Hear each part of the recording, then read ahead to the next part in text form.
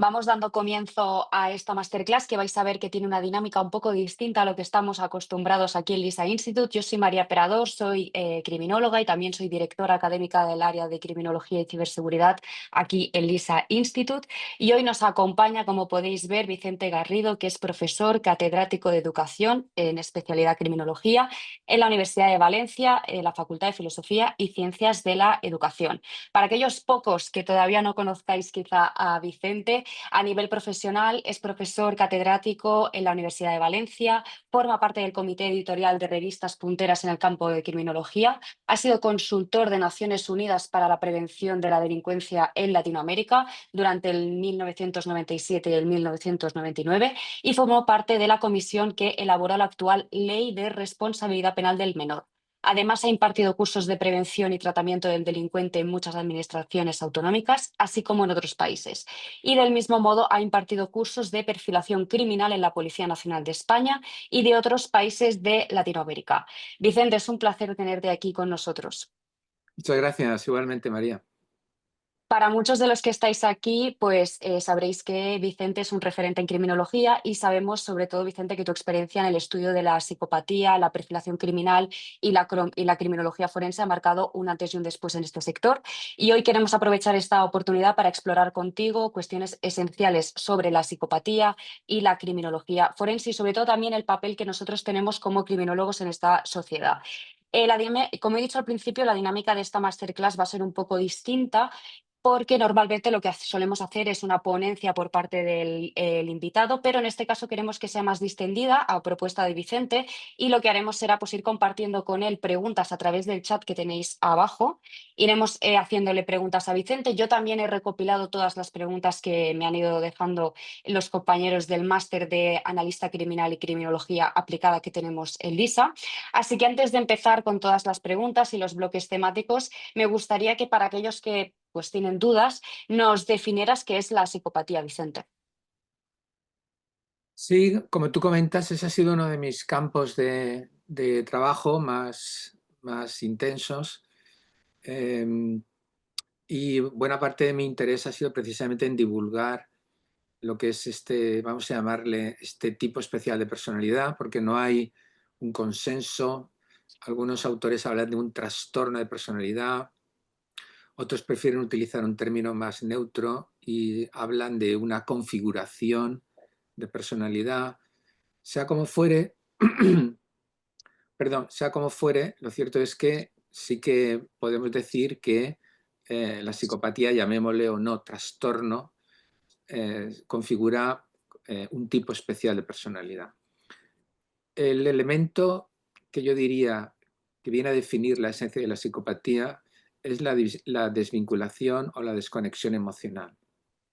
Por diferentes razones, en el desarrollo del individuo que luego va a manifestar una psicopatía, nos ha producido una conexión, un vínculo, o si se quiere, un apego que es tan necesario y tan importante para el desarrollo de lo que es una salud psicológica y una personalidad del todo normal.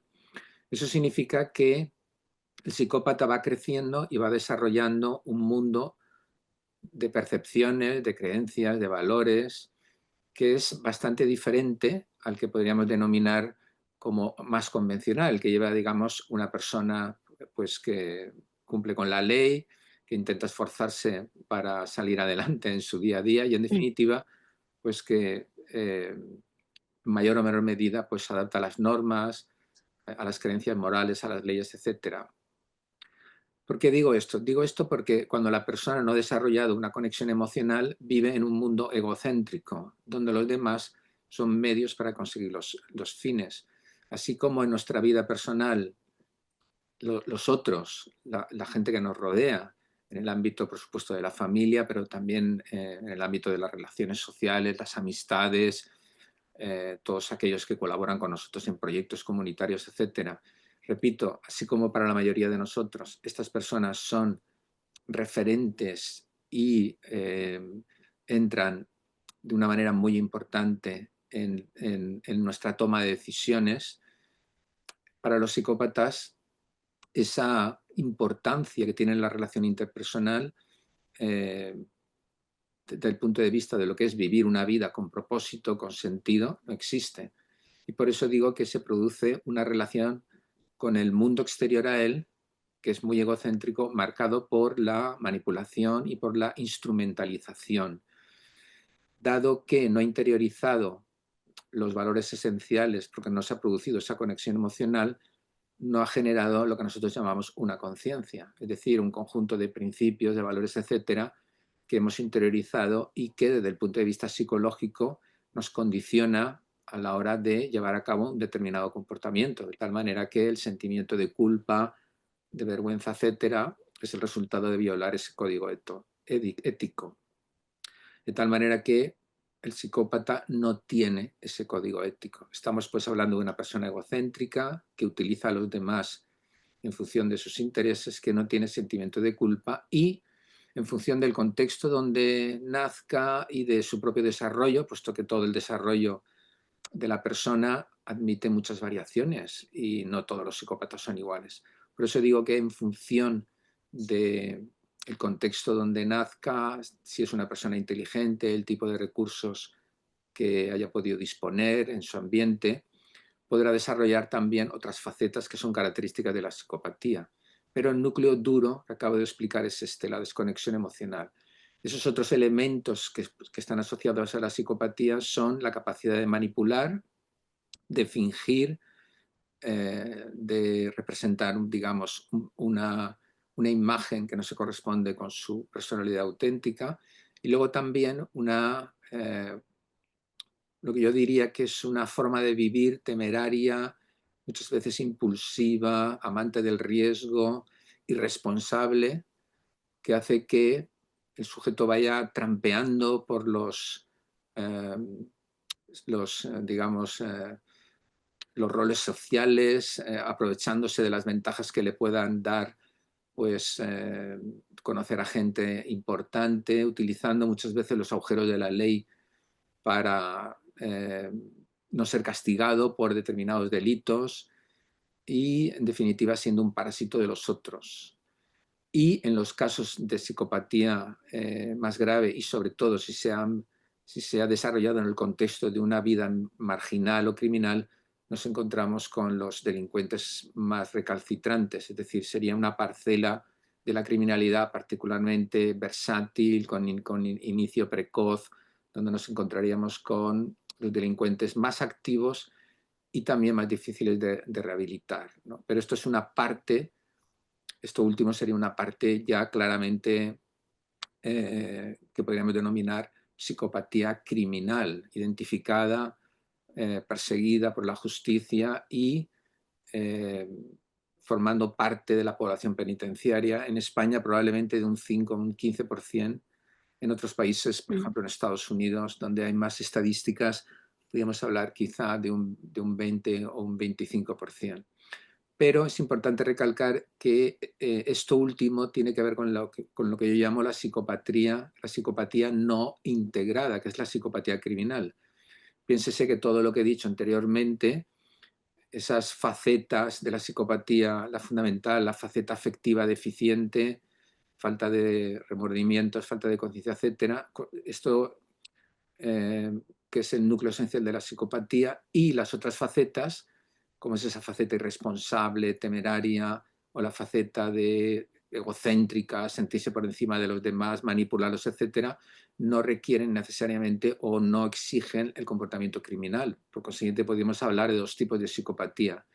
Una psicopatía integrada, que sería aquella que no es evidentemente criminal, que no se ha producido en un contexto de una vida marginal o criminal, aunque dependiendo de las categorías que queramos hacer, en momentos determinados pueden cometer delitos y en ocasiones delitos violentos muy graves en una edad pues que puede ser la juventud, puede ser incluso la primera edad adulta, pero en todo caso son psicópatas integrados. Muchos de ellos no cometerán delitos, al menos delitos graves, ¿no? Entonces, esta es una división importante. Psicópatas integrados, no abiertamente criminales o no criminales, que no vienen de contextos marginales o delincuenciales, y psicópatas criminales, la mayoría de los cuales empiezan desde muy niños y constituyen la cohorte más violenta dentro de lo que podremos denominar la criminalidad o la delincuencia,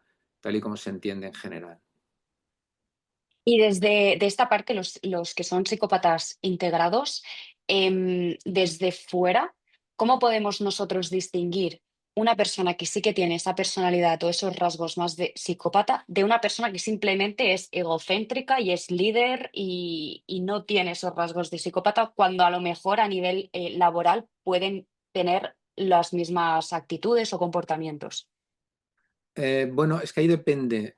Me estás preguntando en el ámbito laboral, en el ámbito del trabajo en Por concreto? ejemplo, sí, en el ámbito, Bueno, sí, laboral. claro, en el ámbito laboral, em, lo primero que tenemos que hacer es preguntarnos qué personas pueden llevar a cabo esa identificación. Es evidente que si estamos hablando de una empresa, pues ahí los responsables son, si es una pequeña empresa, o los propios dueños, y si es una empresa pues que ya tiene un cierto volumen de trabajadores, pues lo que se entiende como el Departamento de Recursos Humanos.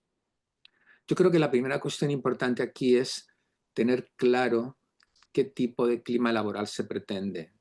Quiero decir con esto que, como explico en mi último libro, El psicópata integrado, hay empresas, sobre todo empresas grandes, que todavía creen que determinadas características de la psicopatía son favorables para la mejora o para la mayor productividad de la empresa.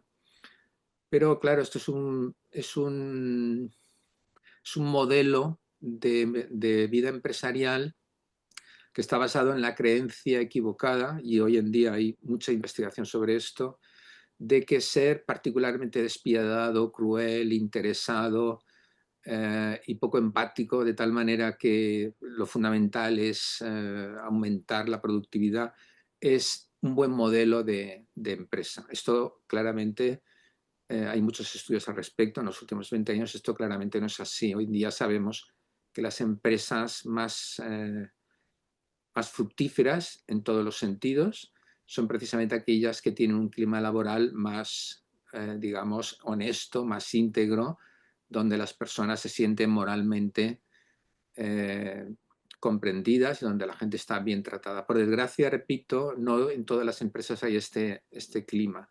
Entonces, la primera cuestión sería tener claro el tipo de individuo que queremos contratar. Y si estamos de acuerdo en que las empresas, vamos a llamarle moralmente correctas, buscan a personas moralmente formadas, es evidente que entonces vamos a tener una disposición adecuada para poder identificar a los psicópatas como un peligro, no como una oportunidad. Por eso la importancia de tener claro cuál es la filosofía empresarial. Y una vez que tenemos esto claro, yo creo que las personas que llevan a cabo la selección tienen que, en primer lugar, conocer los rasgos de la psicopatía, es decir, conocer ya de manera detallada los elementos que configuran la personalidad psicopática, no en grandes rasgos, como he explicado antes, y luego utilizar una triangulación de información. Una triangulación de información significa utilizar diferentes fuentes. En primer lugar, tienen que saber hacer entrevistas adecuadas para, si ellos piensan que esta persona puede tener estos rasgos, entrevistas adecuadas para detectar este trastorno o esta configuración de personalidad, si no lo queremos llamar así. Porque hay que saber entrevistar a los psicópatas. Los psicópatas realizan normalmente un juego de manipulación y de control. Ellos quieren llevar la entrevista, lo pueden hacer de Mm. manera sutil, si su posición es la de alguien dependiente, alguien que está buscando algo y no tiene él el control porque su autoridad no se lo permite.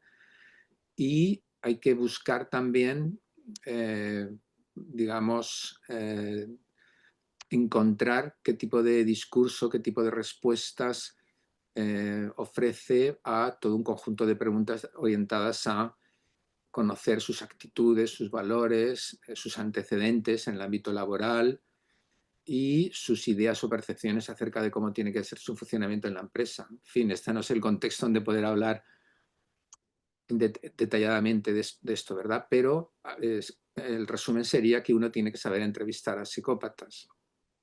Otro aspecto muy importante tiene que ver con el check-in, la comprobación de sus antecedentes. No solamente, me refiero laborales, no solamente porque pueda haberlos maquillado o sencillamente inventado, sino porque muchas veces ellos llegan a acuerdos para marcharse de empresas donde la empresa que le ha dejado ir, por así decirlo, o que le ha querido expulsar, no registra en su valoración final, en su, vamos a llamarle, eh, carta de recomendación o nota de despido, no reflejar lo que realmente ha ocurrido ahí.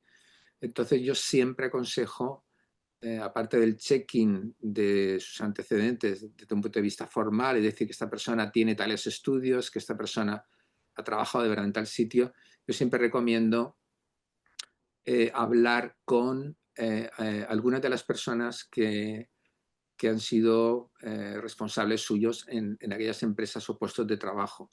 Creo que esto es una cuestión muy importante.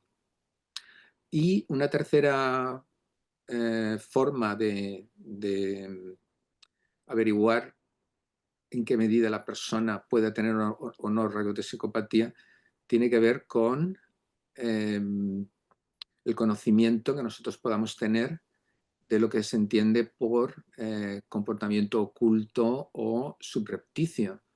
Quiero decir con esto que si tenemos la oportunidad de experimentar un periodo de prueba con ellos, hay determinadas formas de comportamiento que pueden ser indicadoras de psicopatía.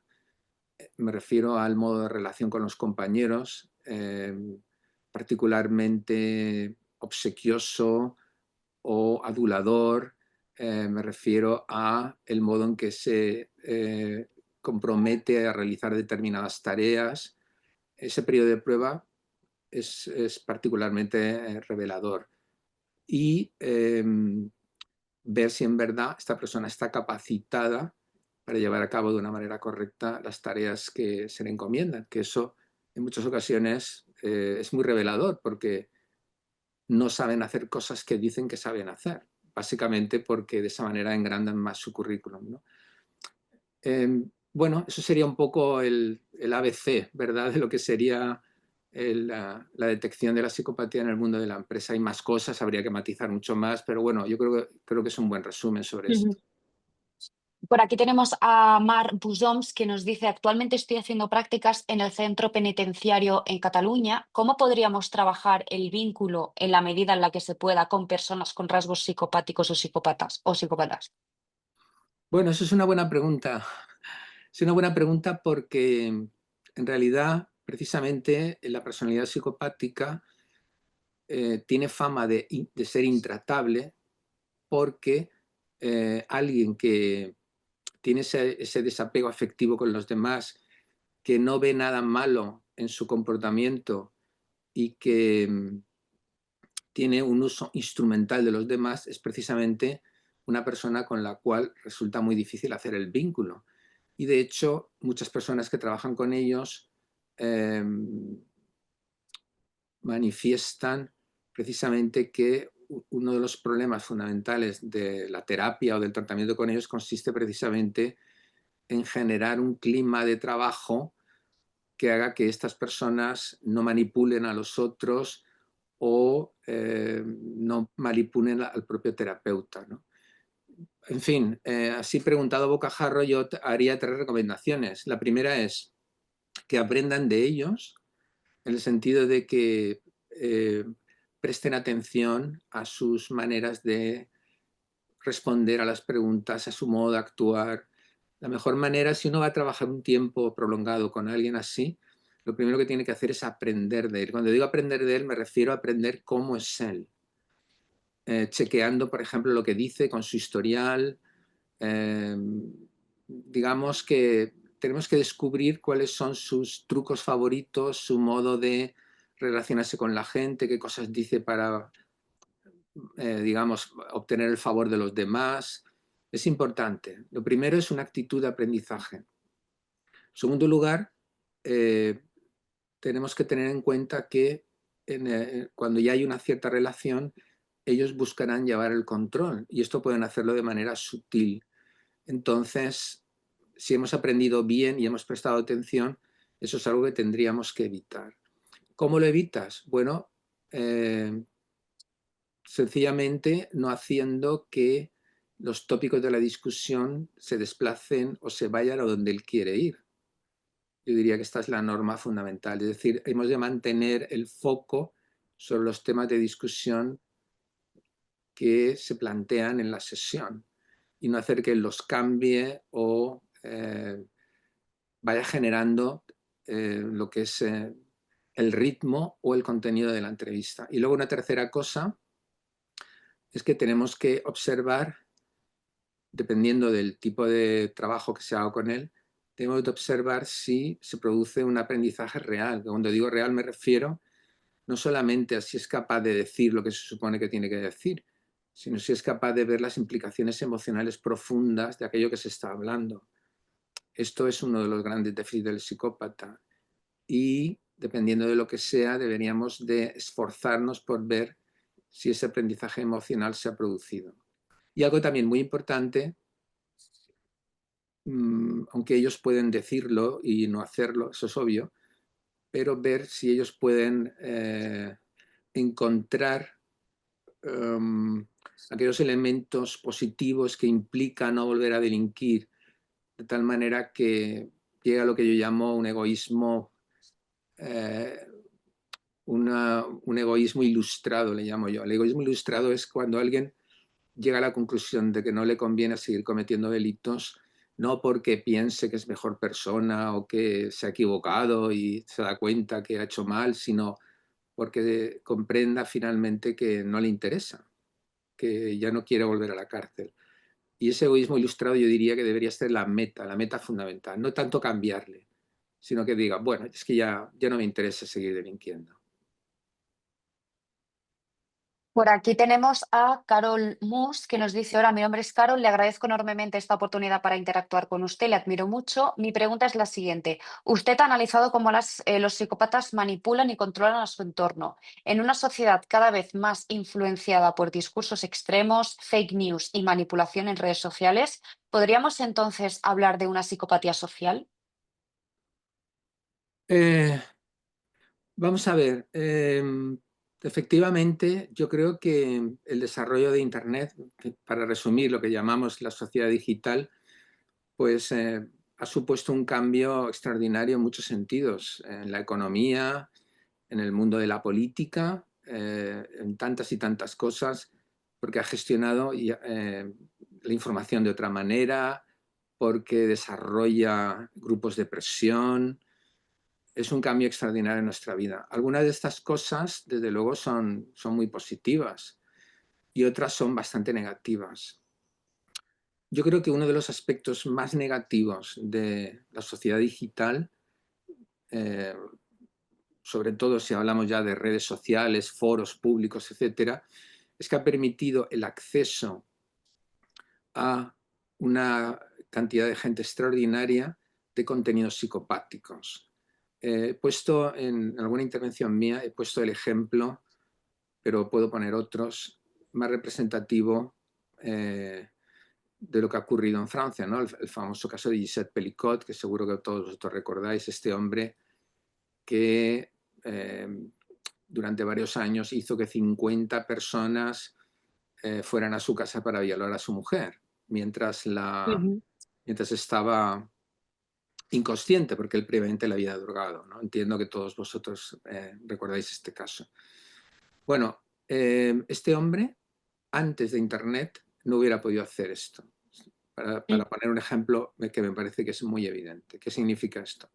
Significa que él no hubiera podido encontrar 50 personas, bueno, realmente más, porque él creo recordar, ahora no me acuerdo del todo, pero creo recordar que él dijo que fueron más de 70, lo que pasa es que finalmente la policía solo pudo identificar a 50.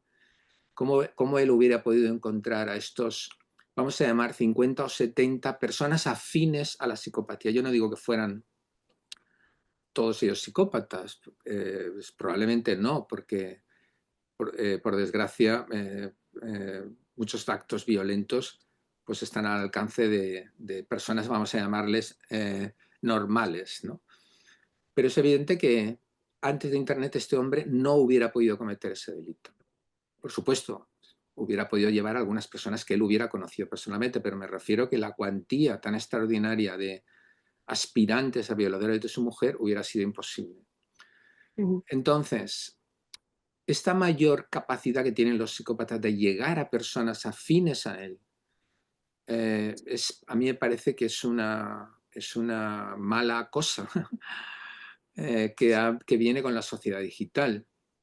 Pensemos también en todos aquellos, por ejemplo, en el ámbito de la pedofilia, no todos son psicópatas, pero hay una parte importante que lo es, que tienen ahora una capacidad para generar victimización que sencillamente era imposible. Es decir, ahora tú puedes llegar a, como es lógico, pues a muchas posibles víctimas. Antes era imposible. Eh, Algunos psicópatas particularmente inteligentes que han estudiado y que están versados en el mundo de la informática o de los negocios pueden también participar en esquemas y en fraudes y en engaños. Entonces,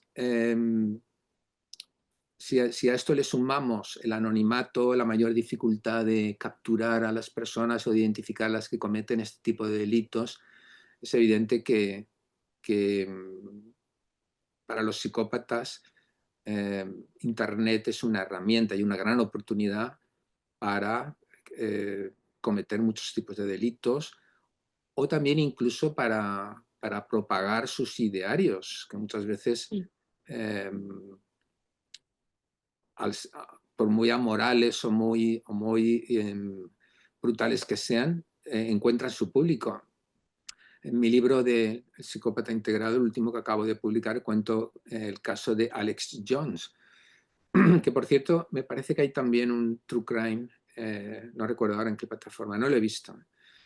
Eh, este hombre, Alex Jones, que era un youtuber, digamos, de medio pelo, para que nos entendamos, por algún motivo, cuando se produjo la matanza de Sandy Hook, en la cual murieron 25 niños, estoy hablando de niños de escuela elemental, eh, que es una de las matanzas más grandes y más trágicas de la ya gran historia de tiroteos masivos en Estados Unidos. Pues bien, cuando se produjo este hecho, eh, lanzó la peregrina teoría de que los padres que habían salido destrozados porque habían matado a sus hijos, en realidad eran actores, porque ese tiroteo masivo no se había producido, que era una noticia falsa desarrollada por el Partido Demócrata para hacer de nuevo un lobby, una campaña contra las armas de fuego.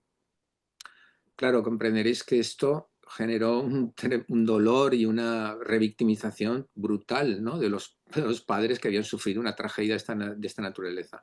Sin embargo, Alex Jones subió como la espuma. De ser un youtuber con muy pocos seguidores, pasó a tener una gran masa de seguidores y a ganar muchísimo dinero. Claro, esto es un comportamiento psicopático, clarísimamente. Eh, y esa exposición del ideario psicopático, en este caso a través del caso de Sandy Hook, puede atraer y puede fortalecer pues, eh, las ideas de muchísima gente que tiene afinidad a la psicopatía. No hace falta que os diga que los padres además fueron acosados, vilipendiados por multitud de personas que estuvieron de acuerdo con la elección. Fijaros si ganó dinero con esta patraña psicopática, que cuando fue finalmente enjuiciado y ha sido condenado a pagar una barbaridad de millones de dólares. Lo que pasa es que él se ha declarado en bancarrota, ya veremos si ven el dinero los padres. Cuando él llegó al juzgado fue en su propio avión particular. Os digo simplemente para que lo tengáis en cuenta, ¿no? Bueno, podría extenderme mucho más, pero tampoco quiero alargarme demasiado para que haya más preguntas, ¿no? Internet es sin duda un campo extraordinario para el ejercicio de la psicopatía. Sería un poco el resumen. Va, muy bien, muy interesante. Yo tengo una pregunta aquí que la ha hecho Sofía Stephens, que me parece súper interesante. Es: buenas, la psicopatía en mujeres está ciertamente olvidada. ¿Qué rasgos la diferencian de la de los varones? Bueno, yo no diría que está olvidada. Por ejemplo, vuelvo a repetir, mi último libro hablo de mujeres psicópatas y algunos de los ejemplos que pongo son, digamos que no tienen nada que envidiar, si se me permite la expresión, a los realizados por muchos psicópatas hombres, ¿no? Yo no diría que está olvidada. Lo que sí que es verdad es que desde el punto de vista de su impacto social es menor. Por ejemplo, dado que la mayor parte de la preocupación acerca de la psicopatía todavía procede de los psicópatas criminales, es decir, de los que son identificados, que han cometido delitos eh, muchas veces atroces, o si no han cometido delitos atroces, pues han cometido muchos delitos y se consideran delincuentes reincidentes o habituales y están en la cárcel. Repito, dado que para la sociedad la mayor parte del problema de la psicopatía se asocia con la criminalidad, tal y como aparece muchas veces en los medios, etcétera, es evidente que en el mundo del crimen la participación de las mujeres es menor, no solamente en España, sino en todo el mundo y además desde siempre. Está claro que la participación de las mujeres en el crimen, particularmente en el crimen violento, es mucho menor. Entonces, yo creo que esta es la razón fundamental por la cual la psicopatía en las mujeres preocupa menos. Eso no Mm. quita para que cuando aparecen casos de psicopatía particularmente notables llamen mucho la atención. Quizá también porque no se espera ese comportamiento de una mujer.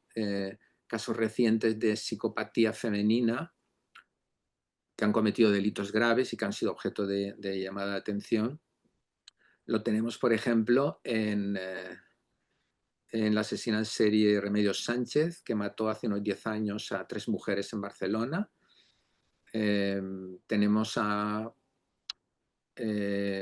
Angie, una mujer que en Barcelona eh, mató a su mejor amiga para robarle el dinero, pero previamente había enmascarado la escena del crimen, pretendiendo que la escena del crimen pareciera una especie de encuentro sexual desenfrenado en el que su amiga había muerto.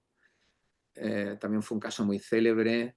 Probablemente, porque yo no la he estudiado personalmente, pero probablemente el caso de Ana Julia, ya sabéis, la madrastra de este niño, el pescadito se llamaba, ahora mismo no me acuerdo cómo se llamaba el Sí, niño. Eh, Gabriel, ¿no? Gabriel, exacto, Gabriel. gracias. Mm. Probablemente también sea un caso de psicopatía. Es decir, se conocen, ¿no? Pero se consideran pues, digamos, aberraciones, ¿no? Y si hablamos en términos de delitos particularmente violentos, en términos estadísticos está claro que son anomalías. Ahora bien, si hablamos de la psicopatía integrada, es evidente que pues hay muchos más casos de mujeres que también desarrollan la psicopatía y que la gente no conoce, porque sencillamente esa psicopatía se queda en el entorno de su vida interpersonal. Porque, con esto termino contestando la pregunta, porque la psicopatía en las mujeres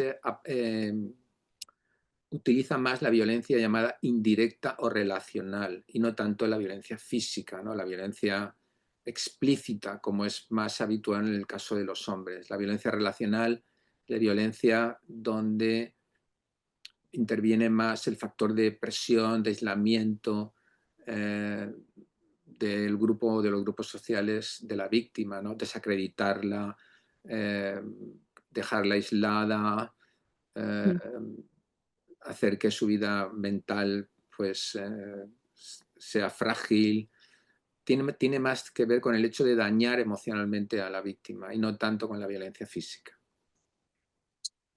Aquí tenemos otra pregunta donde nos dicen buenas tardes, es un placer poder escucharte. Me gustaría mucho preguntarte por un caso en particular que estoy investigando. Se trata del doble crimen del pantano Susqueda en Cataluña. ¿Qué opinas de ese crimen? Ah, pues mira, te voy a decepcionar, pero realmente no sé gran cosa. Normalmente eh, hay crímenes que sí que los trabajo mucho porque me interesan, también porque como llevo ya muchísimos años en la universidad, tengo exalumnos prácticamente en todas las policías de España.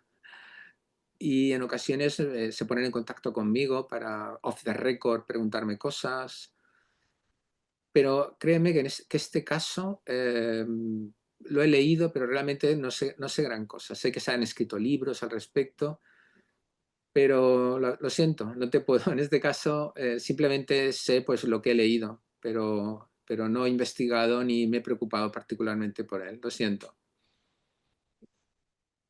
Aquí tenemos a Lola Salve que dice, tengo una pregunta desde la visión de Dutton de la psicopatía como un espectro. ¿Podemos considerar que en la parte baja del mismo hay personas beneficiosas en la sociedad para determinados trabajos? Digo beneficiosos en el sentido de ayuda a sus semejantes a pesar de su desapego emocional. Muy bien. Vamos a ver.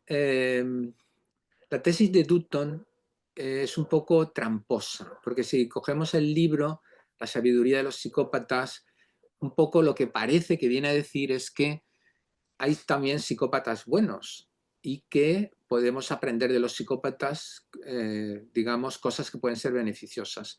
Digo que es una tesis tramposa porque en realidad si leemos el libro, básicamente él lo que viene a decir es que no son realmente psicópatas, sino gente que tiene algún rasgo, digamos, en una mayor medida de psicopatía que lo tiene la población en general. Por eso, Lola, te has dicho muy bien, la gente que está en el espectro bajo de la psicopatía. Pero la gente que está en el espectro bajo de la psicopatía no es psicópata, por definición, porque si hablamos convencionalmente de que la psicopatía es un espectro y un espectro en el sentido de que podemos considerarla como una dimensión que va de menos a más, o si se quiere, de 0 a 100, poniendo convencionalmente, pues, digamos, una escala de 100.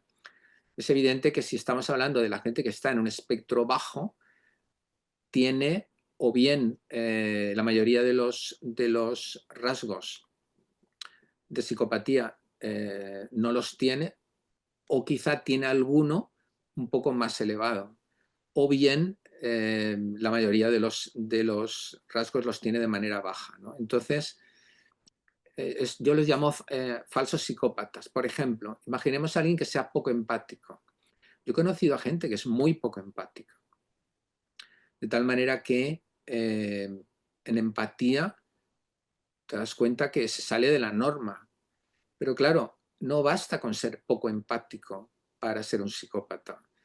¿Por qué? Porque hace falta que esa poca empatía te posibilite maltratar, dañar a los demás, no tener reparos en utilizar la mentira, el abuso, la manipulación eh, y, en definitiva, utilizar al otro como un medio para sus fines, que eso vendría a ser, a grosso modo, lo que representa la psicopatía.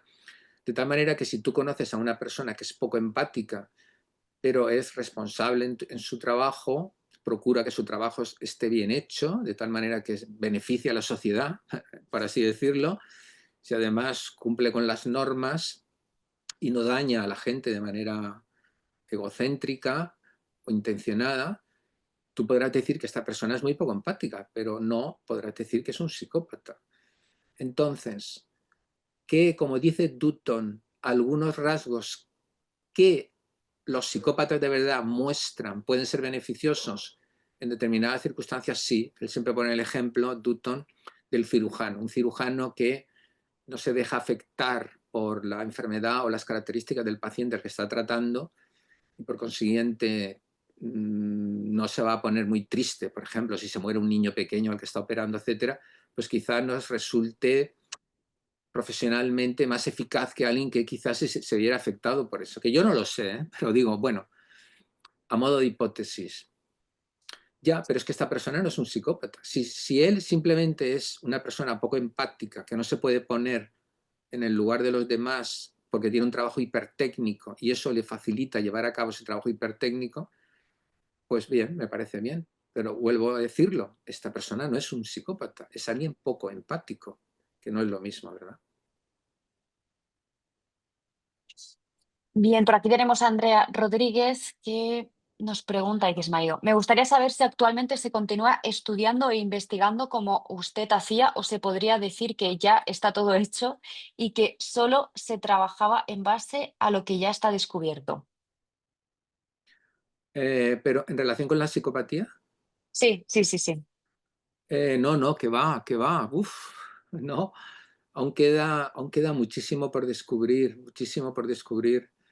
Fíjate que en términos de investigación científica, eh, con una cierta entidad, realmente llevamos escasamente 50 años. Eh, si estamos hablando de un campo de estudio investigado por las universidades, en fin, por los centros de investigación, y estamos investigando la psicopatía de manera más intensa, porque hoy en día constituye uno de los campos donde más se investiga en el terreno de la psicología, la criminología, las ciencias sociales en general. Básicamente, yo diría que desde los años 90, como 30 años. Eso es muy poco tiempo desde el punto de vista de lo que es la investigación científica. 30, 40 años, hay campos si hablamos de la psicología o de la criminología, hay campos que están en el origen de la propia disciplina. Por ejemplo, la relación que hay entre los factores económicos y sociales y la delincuencia. Esto forma parte del propio nacimiento de la criminología, y ahí nos vamos a la escuela de Chicago en el siglo XIX, y en el campo de la psicología igualmente, ¿no? La inteligencia es algo que empieza a estudiarse a principios del siglo XX. Quiero decir con esto que llevamos muy poco tiempo estudiando la psicopatía y hay un montón de cosas que no sabemos. Por ejemplo, no sabemos muy bien cuáles son aquellos detonantes que hacen que una persona lleve una vida convencional, no forme parte del mundo del crimen y, sin embargo, en un momento determinado cometa un crimen de una gran violencia. Eh, por ejemplo, el caso de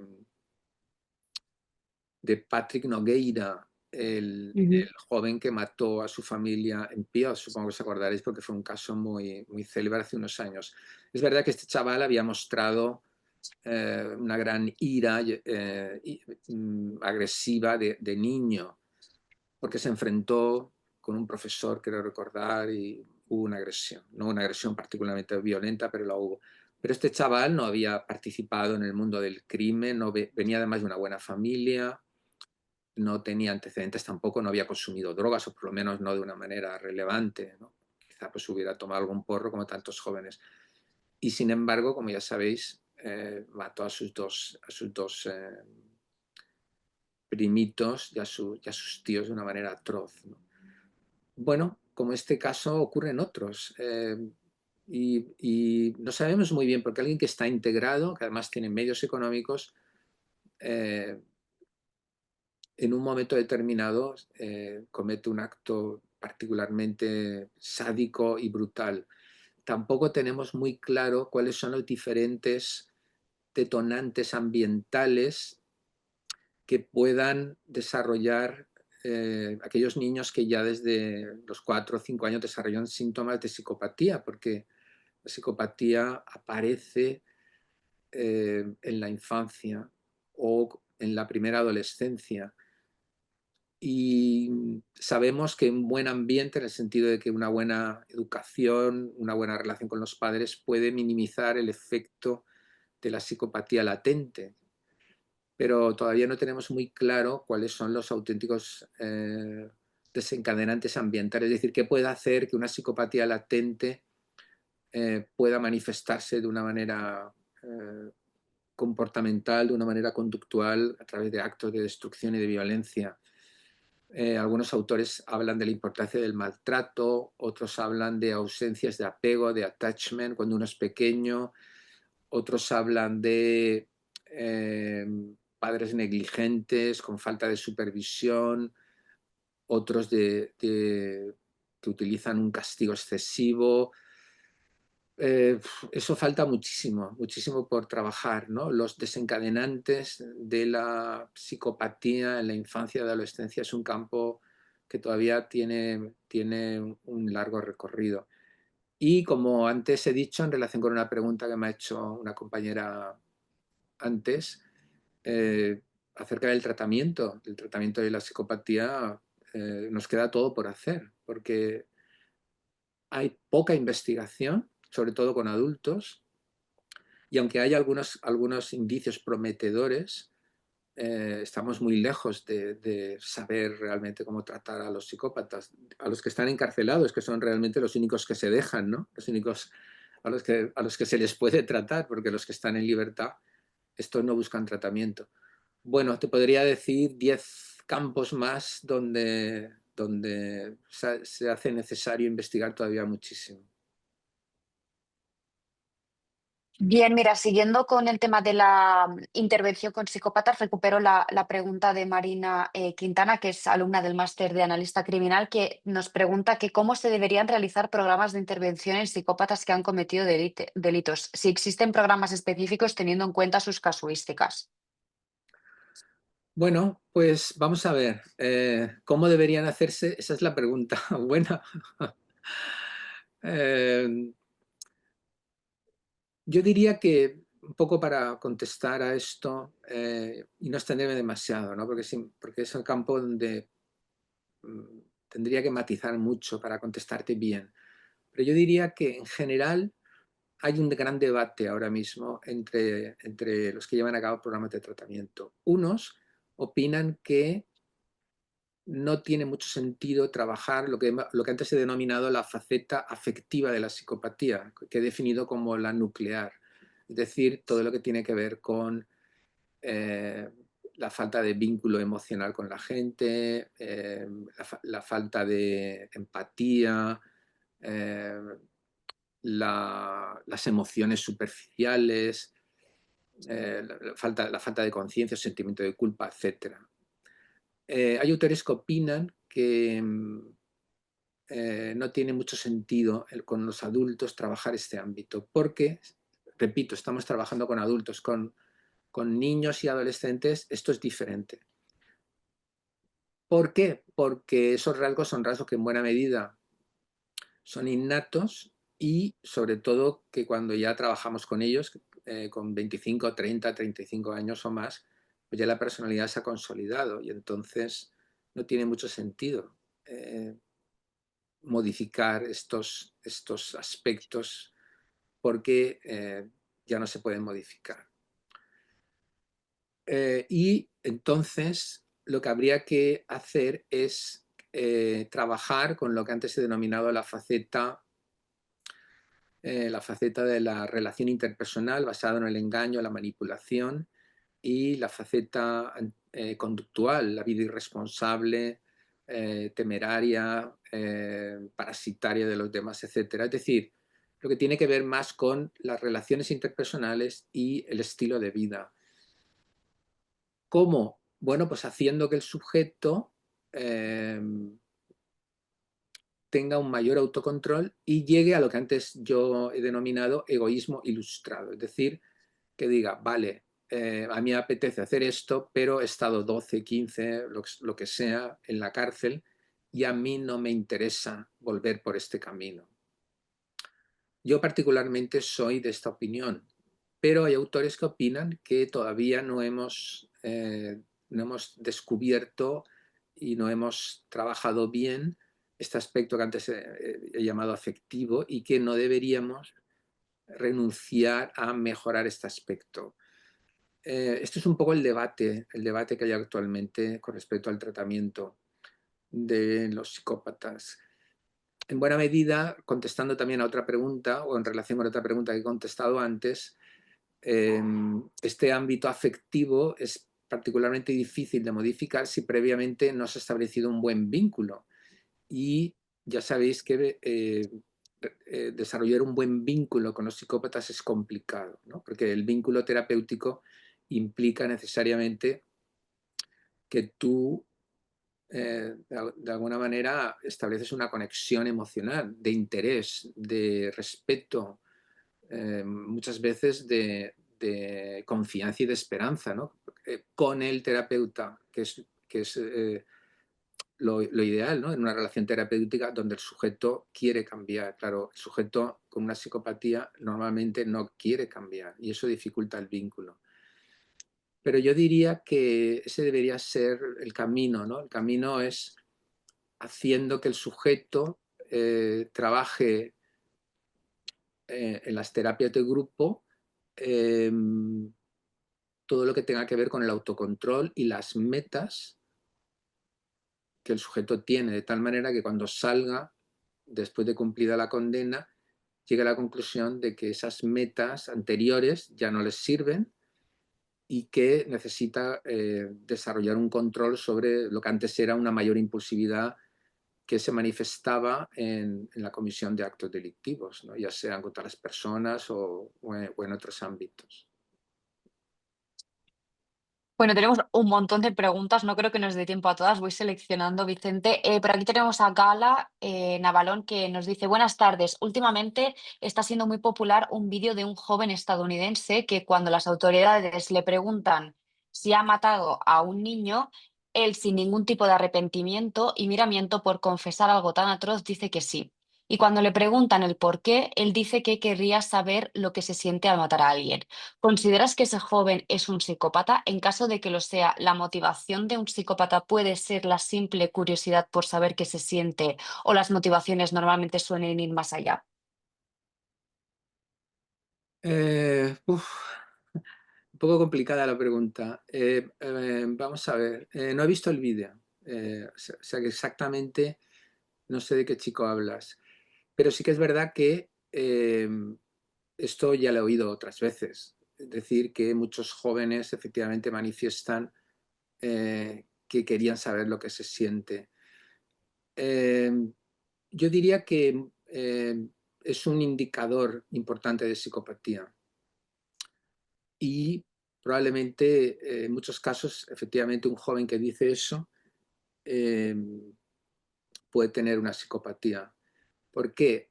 Porque, como antes he explicado, la psicopatía que en buena medida la podemos observar ya desde la infancia, si supone un fracaso, como antes he calificado, en la conexión emocional, es evidente que un niño, a medida que va creciendo y llega pues, a la preadolescencia o a la adolescencia, es plenamente consciente que él no tiene los sentimientos, la empatía, las conexiones que tiene con los demás y él es consciente de eso. De la misma manera que un pederasta, eh, un pedófilo, descubre cuando llega la pubertad que a él no le interesan en el caso de un hombre, que a él no le interesan las chicas, sino que le interesan los niños, ¿no? Entonces, en el caso de los psicópatas, les pasa lo mismo. Llega un momento que ellos se dan cuenta que no sienten lo mismo que sienten sus compañeros. Y ellos empiezan, para estar integrados y para no, digamos, separarse de los demás, ellos lo que hacen es que imitan la forma de hablar, el tipo de cosas que se dicen, que se supone que se tiene que decir si tú sientes determinadas cosas, pero el problema es que ellos no las sienten. Entonces, a algunos de ellos, perdón, disculpadme, he comentado antes a María que salgo de un constipado fuerte y aún me queda algo. Algunos de ellos, eh, que además se sienten atraídos por imaginería violenta, pueden llegar a un punto donde quieran dar ese paso y matar a una persona. Y eso sí, sería una manifestación de psicopatía, porque tú matas a esa persona porque de algún modo descubres que eso es algo que la gente no haría, pero que está a tu alcance. Y para ti es importante sentir de manera profunda. Ellos no sienten de manera profunda. Y de esa manera es como, por así decirlo, si quisieran vivir una gran experiencia, ¿no? Que otros chicos, la mayoría, pueden vivir pues yendo a una excursión fabulosa o, en fin, haciendo actividades muy soñadas. Ahora bien, no siempre tiene que ser un caso de psicopatía. Puede haber casos de chicos que tengan otro tipo de problemas. Por ejemplo, jóvenes en el espectro autista que en determinadas circunstancias lleven a cabo este crimen. Por ejemplo, hay una condición que se llama alexitimia, que tiene que ver con una incapacidad para sentir emociones, y si se dan determinadas circunstancias, por ejemplo, una animadversión, algún tipo de conflicto, también puede ser motivo de matar. Lo único que pasa es que probablemente un chico así, no sé si diría he matado porque quería saber lo que se siente. Podría quizás darlo a entender, ¿no? Pero probablemente fuera de la psicopatía, más allá de ese sentimiento de descubrimiento, estarían otros componentes, quizá más de perturbación de personalidad, en lo que tiene que ver con el contacto con la realidad, ¿no? Que es lo propio del espectro autista. Aquí tenemos otra pregunta de Natalia Lizondo que nos dice, ¿ha tenido usted experiencia con algún caso en el que una persona psicópata o con rasgos psicopáticos que también estén en el espectro más funcional del autismo, lo que anteriormente llamaban Asperger, cómo podrían estos dos factores interactuar en un mismo individuo? Bueno, es una pregunta interesante porque esto es un campo relativamente reciente de investigación. Hay algunos autores que buscan ver qué tipo de relación hay entre el espectro autista, concretamente el Asperger, también con el diagnóstico que antes he comentado de la exitimia y la psicopatía.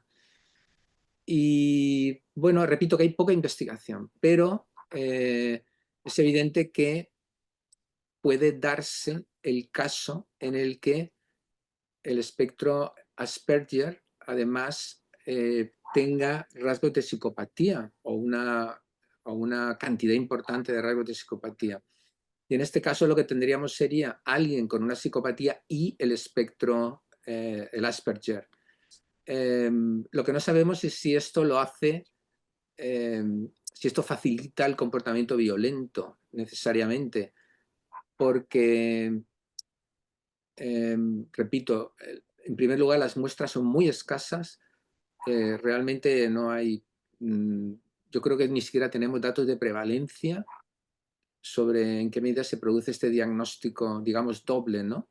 Entonces no tenemos datos sobre prevalencia y probablemente alguien con Asperger haría más visible su condición para que nos entendamos de raro, y eso quizá dificultaría el hecho de que pudiera manipular y engañar a los otros, que como sabemos es es uno de los rasgos, es uno de los ámbitos de la psicopatía, de la faceta de la manipulación, de la mentira, del sentirse por encima del otro, etcétera, ¿no? Con lo cual yo creo que, hablando en general, mi impresión es que probablemente eh, la psicopatía sin Asperger probablemente es un problema mayor. Por aquí tenemos a Silvina Rodríguez que nos dice, en caso como el de Ted Bundy o Jeffrey Dahmer, ¿hasta qué punto la combinación de factores biológicos, sociales y fallos institucionales permitió que sus impulsos homicidas evolucionaran sin control? ¿Y podría la criminología actual haber prevenido su escalada delictiva? Uf. um, Vamos a ver, es que son dos casos diferentes, ¿eh? Son dos casos diferentes. Jeffrey Dahmer, eh, Jeffrey Dahmer creo recordar que vivió solo bastante tiempo, sus padres se separaron Sí, y él tenía digamos, desde pequeño o desde adolescente tenía una gran fascinación por los cadáveres. eh, Diseccionaba, no los mataba, diseccionaba pequeños animales que él se encontraba por el bosque, etc. Eh, yo veo más patología, aparte de la psicopatía, veo más patología en el caso de Jeffrey Dahmer, mientras que Bundy realmente tuvo, si prescindimos del hecho de que fue durante unos años, su familia le hizo creer que su hermana, su madre era su hermana y su abuelo era su padre, Mm, porque eran años donde el nacimiento ilegítimo era un estigma. Si quitamos, digamos, ese hecho, realmente la infancia de Bundy fue una infancia del todo convencional. Entonces, por eso digo, ¿no? Que yo veo quizá una infancia más patológica, por así decirlo, o menos normal en el caso de Dahmer. La verdad es que no recuerdo la pregunta, si la criminología hubiera podido hacer hecho algo. No, no, yo sí. creo que para nada, porque eh, Dahmer creo recordar que cometió su primer delito eh, y no había cometido otros, es decir, él no había Mm, robado ni había abusado de nadie sexualmente, creo, ¿eh? Es decir, que no había manifestado realmente indicadores. En el caso de Bundy es diferente, porque Bundy sí que había robado eh, y había hecho, digamos, había mostrado signos precoces de... Entraba en las tiendas, se llevaba cosas, se dedicaba a mirar por las ventanas, lo que llaman los americanos de peeping Tom, ¿no? El tipo que mira. Y quizá ahí pues se hubiera podido, a lo mejor si se lo hubiera detectado, se hubiera podido a lo mejor hacer algo. Pero en el caso de los asesinos en serie que están bien integrados, eso es muy difícil. Otra cuestión es con gente que desde pequeño vive en unas situaciones de pobreza o de gran desestructuración, que intervienen los servicios sociales. Por ejemplo, el caso de Aileen Wuornos, ¿no? La asesina en serie, que luego Charlize Theron hizo una película sobre ella, Monster. Yo cuando reviso ese caso me doy cuenta de los factores brutales que había ahí. Verdaderamente esta niña, o sea, Wuornos de niña, fue una niña abusada, abandonada, en fin, tuvo una infancia absolutamente desastrosa. Pero en esos dos casos realmente yo no diría que sus infancias fueron particularmente problemáticas o traumáticas. No, hay otros casos donde sí que podemos ver que se produce una infancia particularmente traumática. Por ejemplo, Edmund Kemper, el que seguro que reconoceréis como el gigantón de la serie Manhunter. Este mm, hombre, si lo que cuenta es verdad, y se supone que sí, pues tuvo una infancia verdaderamente horrible porque le metían a dormir en el sótano, en fin, no me acuerdo. Pero bueno, claramente era un niño que fue eh, psicológicamente al menos realmente maltratado de una manera muy severa. Entonces el problema fundamental, contestando a la pregunta y resumiendo, es que no tenemos indicadores del asesinato en serie en general. Algunos niños sí que es verdad que son particularmente crueles con los animales, eh, pero muchas veces estos jóvenes se desarrollan y llegan a adultos y no son criminales y desde luego no son asesinos en serie. No tenemos marcadores del asesinato serial. Ahora, si pudiéramos tomar una sola medida preventiva del asesinato serial, sería la misma que yo tomaría para cualquier tipo de delito violento. Y es hacer lo posible para que los niños no sufran abuso o negligencia de ningún tipo. Yo creo que, por lo que sabemos, eso podría ayudar a minimizar el número de asesinatos en serie. mm. Luego otra pregunta que tenemos, esta tiene que ver sobre todo con el papel que tenemos los criminólogos, sobre todo aquí en España, y es teniendo una formación base de criminología, ¿en qué salidas laborales existen hoy en día y que sean realistas o accesibles para nosotros? Bueno, el problema es que la formación base, en realidad, eh, claro, eh, la mayoría de los grados requieren algún tipo de especialización, ¿no? Para que realmente sea un instrumento de ingreso en lo que es el ámbito laboral. Eh, supongo que estás hablando fuera de lo que son las oposiciones, ¿no? A la policía, por Ujú. ejemplo, ¿verdad? Sí. Porque ahí simplemente con el título de graduado ya te puedes presentar, y además a la escala ejecutiva, como sabes. Yo diría que, mm, a ver, solamente con la formación base, em, bueno, hay un campo que se está abriendo ahora y que a mí me parece muy interesante. Es lo que podríamos denominar como pasante en despacho de abogados que trabajan casos penales y de familias. Yo conozco ya algunos casos en los que alumnos míos de criminología han empezado haciendo una tarea, por así decirlo, de actividad práctica y luego se han quedado llevando a cabo tareas complementarias de lo que es la investigación de un caso que puede ser, sobre todo son dos ámbitos, el caso penal y luego también el caso de familia, donde hay disputa acerca de la patria potestad, etcétera, ¿no? ¿Por qué digo esto? Porque no siempre, pero muchas veces hay un montón de personas a las que habría que entrevistar, dependiendo si trabajas para la defensa o para la acusación, y que el abogado que lleva el caso realmente no tiene tiempo. Por supuesto, el abogado entrevistará a la persona clave o a las personas claves, pero otras muchas veces es interesante, es más, es necesario hablar con otras personas y no tiene tiempo. Entonces, eso es una tarea que podría hacer un criminólogo. eh, Ujú. Hablar con las personas que están asociadas a un caso y que pueden ofrecer una información útil eh, para que el abogado pueda armar mejor su caso. Luego también, lo que pasa es que, claro, la especialización, uno tiene que ir aprendiendo, ¿no? Ya sea en su casa leyendo o haciendo algún curso, si existe. Pero claro, si tú, por ejemplo, trabajas en un bufete penalista, pues deberías a lo mejor ponerte más al día con el procedimiento, con el proceso penal, más allá de lo que uno ha estudiado en la carrera. Tendría, por ejemplo, que leer acerca de cómo entrevistar. Hay muchos libros que hablan sobre cómo hacer entrevistas de diferente tipo.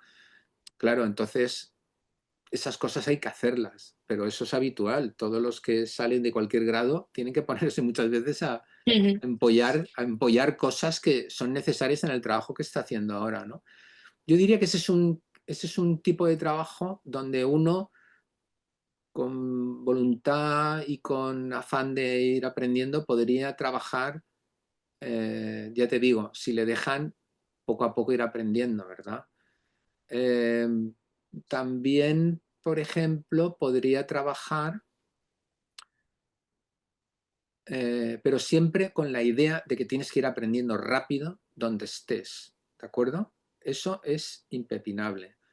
Por ejemplo, hay empresas que tienen contratos con las administraciones que trabajan en el ámbito de la protección de menores o en el ámbito de la reforma, es decir, en el ámbito de la justicia de menores, empresas que trabajan, por ejemplo, con adultos, prestando servicio dentro de las cárceles, llevando a cabo determinadas actividades, trabajando también con ellos fuera.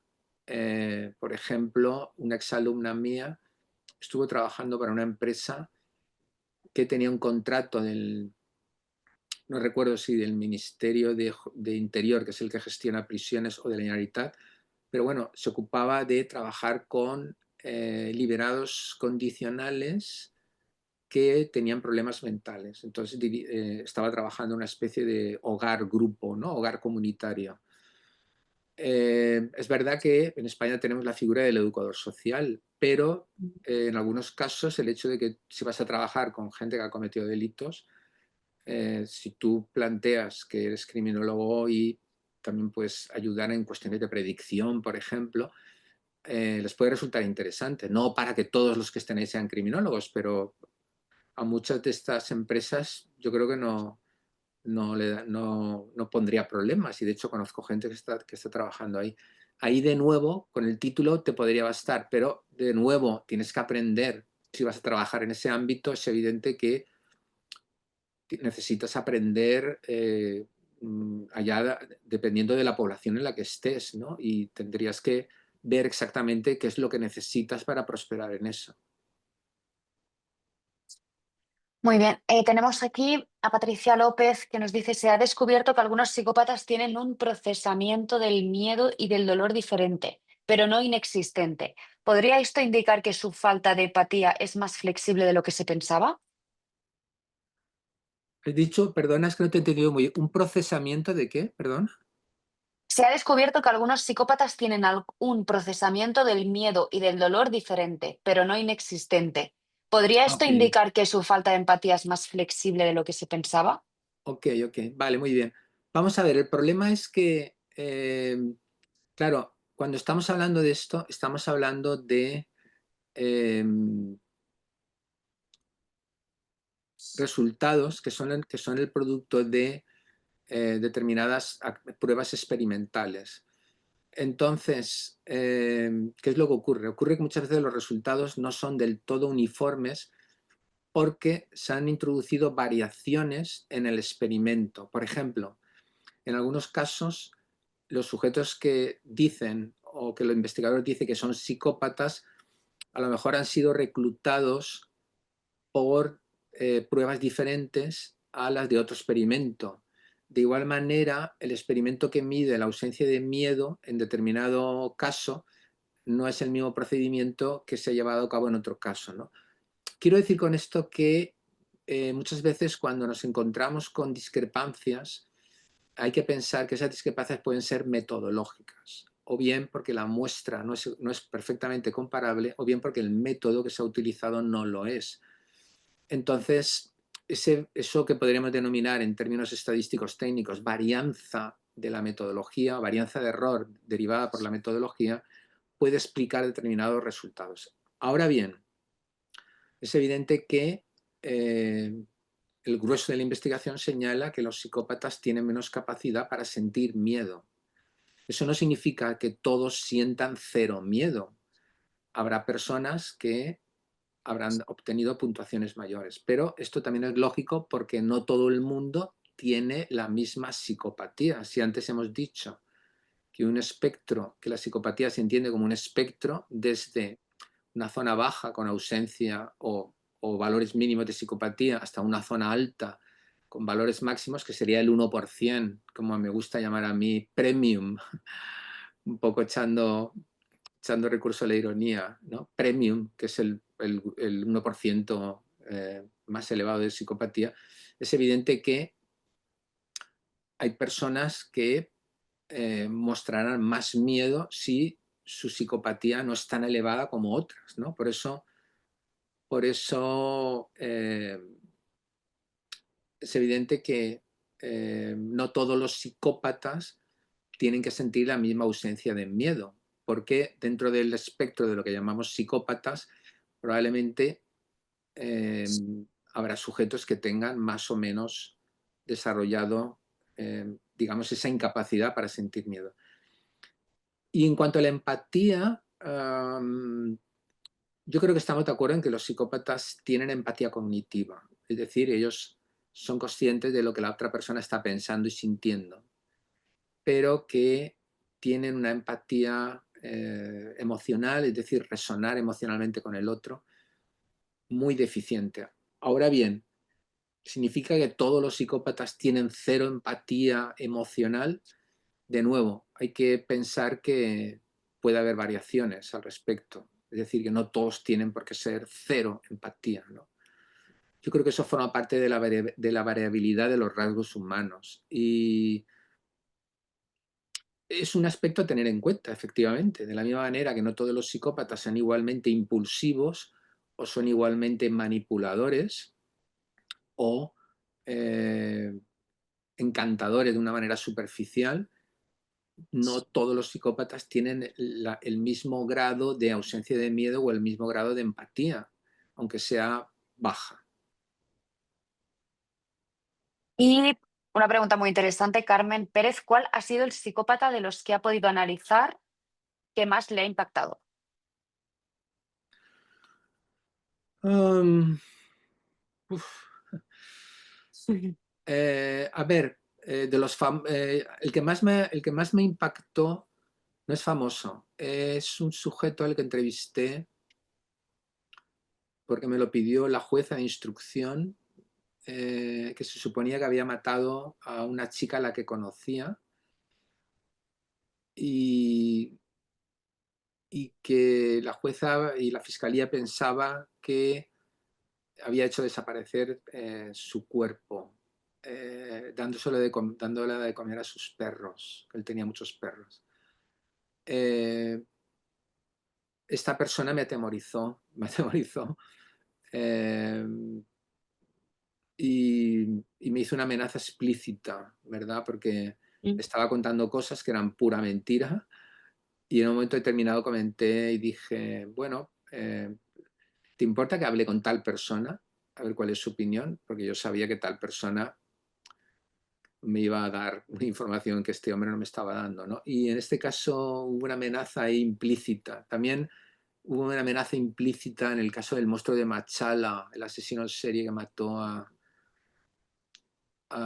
una estudiante vascuñana en Lleida. Ahí también hubo una amenaza implícita o explícita. Mm, si hablamos de impacto personal, quizá estos sean estos dos, ¿no? Pero luego, en fin, en lo que es el mundo de la psicopatía criminal o del asesino en serie, claro, hay casos verdaderamente muy impactantes, ¿no? Patricia López, no, esta ya le he dicho. Sofía Martínez, buenas tardes. Me gustaría saber qué piensa usted sobre el trastorno de personalidad antisocial. ¿Puede llegar a equipararse a un psicópata? ¿Qué los diferencia a grandes rasgos? ¿Se puede confundir el diagnóstico del trastorno de personalidad antisocial con el de psicopatía o viceversa?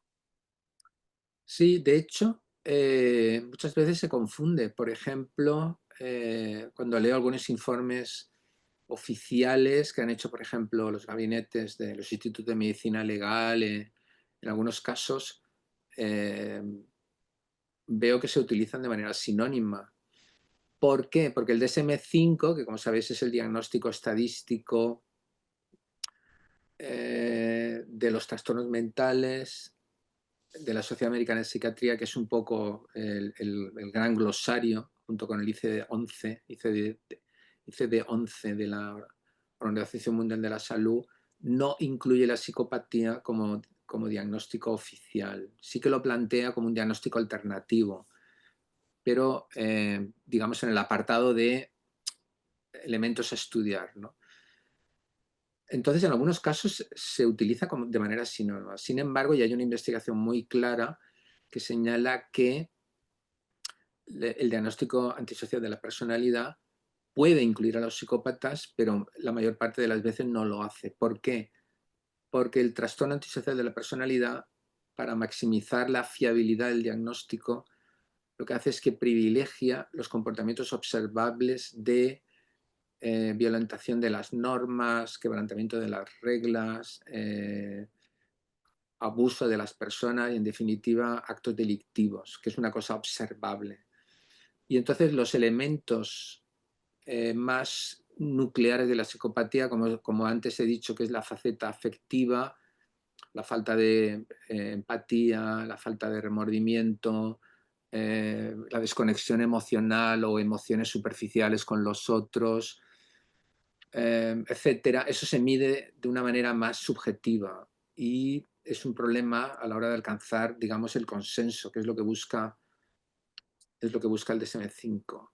Y esa parte, así como la faceta interpersonal, relacional, donde se pone hincapié en la manipulación y en sentirse de manera superior a los demás, lo que se llama la grandiosidad del yo, eso tampoco aparece particularmente bien tratado en el trastorno antisocial de la personalidad. Entonces yo diría que la mayoría de los que tienen trastorno antisocial de la personalidad se corresponde con lo que podemos denominar los delincuentes de carrera, los delincuentes que tienen un historial delictivo grande.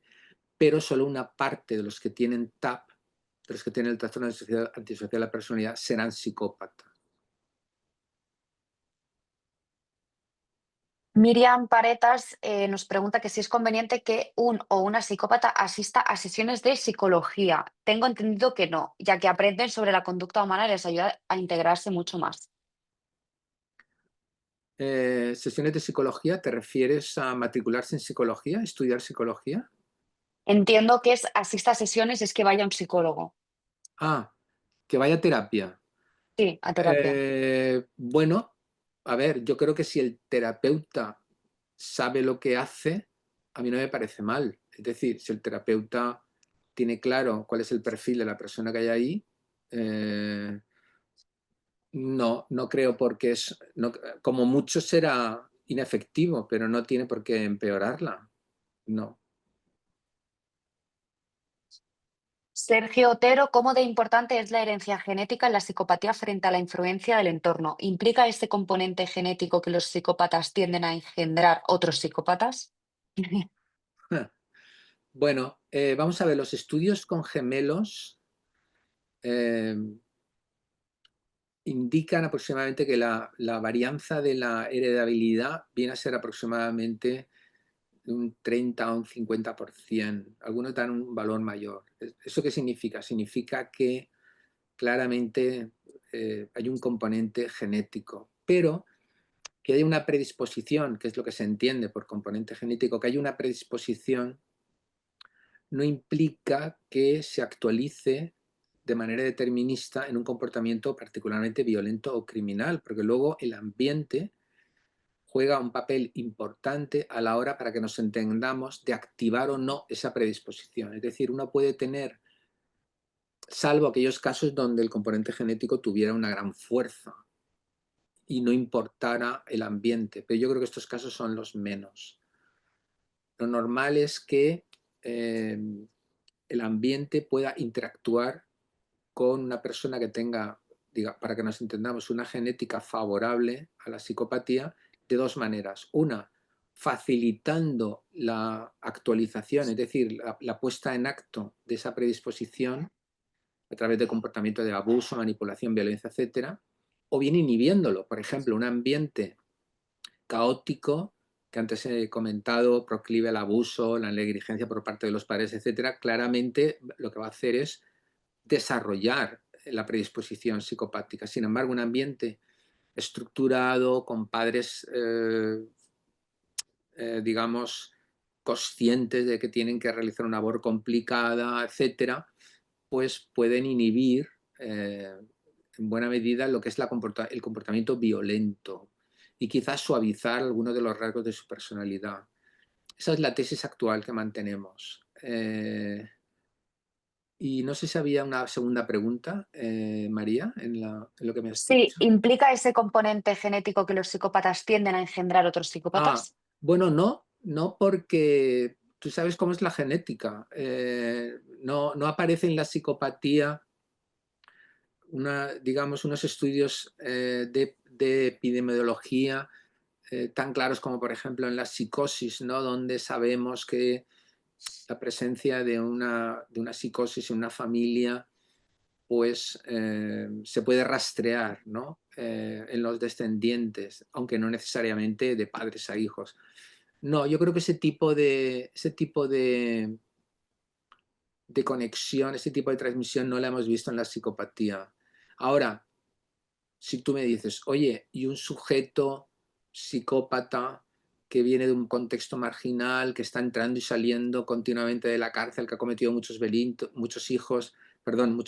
y que además ha tenido a sus hijos viviendo en ese ambiente desde pequeños, pues yo te diría, hombre, ahí hay muchas probabilidades de que, eh,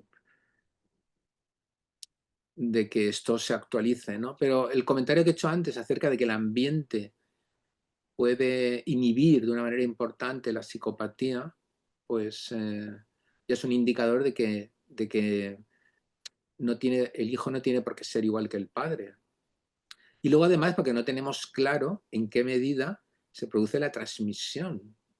Sabemos que hay un componente de heredabilidad, pero no tenemos claro cuándo se actualiza, porque vosotros sabéis que hay veces donde se va saltando la herencia de determinadas características varias generaciones, ¿no? Luego, no, yo no diría que... Me preocuparía más el ambiente. Es decir, si yo supiera que un padre o una madre tiene una psicopatía, a mí me preocuparía más el ambiente en el que se va a educar el niño. ¿Lo van a educar los psicópatas? ¿En qué tipo de ambiente va a crecer? Eso me preocuparía más que no, lo va a heredar, ¿no? Porque conozco a multitud de gente fantástica cuyos padres han sido psicópatas. Mm. Bueno, nos hemos quedado sin tiempo para responder más preguntas. Tendremos más veces a Vicente Garridos, pero en el marco del máster de analista criminal y criminología aplicada que tenemos en LISA Institute, que para aquellos que habéis preguntado información, mi compañero Javi va a dejaros aquí el link para que podáis inscribiros. Y nada, por mi parte y por parte del equipo, Vicente, no sé si quieres dar algunas pinceladas finales, pero para no robarte más tiempo, yo Bueno, en realidad me han agradecidísima. preguntado cosas muy variadas, ¿no? Ujú. Podríamos estar hasta la 1 de la madrugada porque hay Sí. muchas cosas que preguntar. Pero bueno, espero no haberme extendido demasiado y haber podido satisfacer en la medida de lo posible pues, el interés de las preguntas que me habéis podido hacer, ¿no? Sí, la verdad es que han quedado muchas preguntas en el tintero, pero bueno, supongo que habrán más oportunidades y nada, por mi parte agradecerte estar aquí, Vicente, ha sido un honor poder escucharte y poder compartir este ratito contigo. Bueno, para mí también un saludo a todos los alumnos y alumnas que estéis interaccionando conmigo y claro que sí, a Lisa Institute por esta invitación. Muchas gracias.